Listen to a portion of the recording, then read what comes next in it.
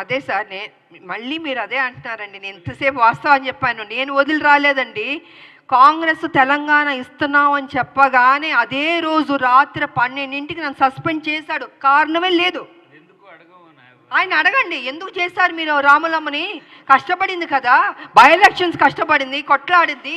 నీ party down అయిపోతుంటే మరి 2009 ముందు తీసుకుని చేర్చుకున్నావు కదా రాములమ్మని. నా సొంత పార్టీ ఉంది అప్పటికి.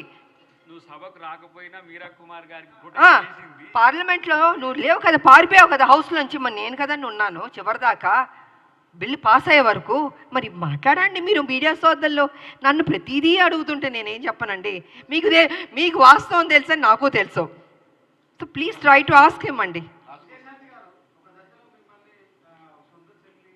10వ చెల్లెలు కడుపులో పెట్టుకుంటాను, నెత్తి మీద పెట్టుకుంటాను, తీసి కాళ్ళలో పడేశాడు.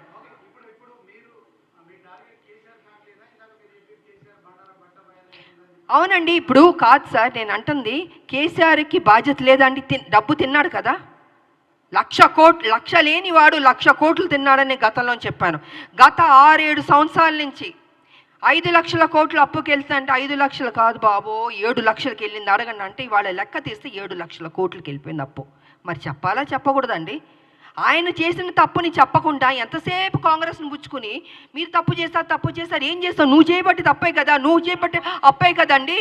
ఇవాళ అవస్థపడుతున్నారు, ప్రతిదానికి ఇబ్బంది అవుతుందండి.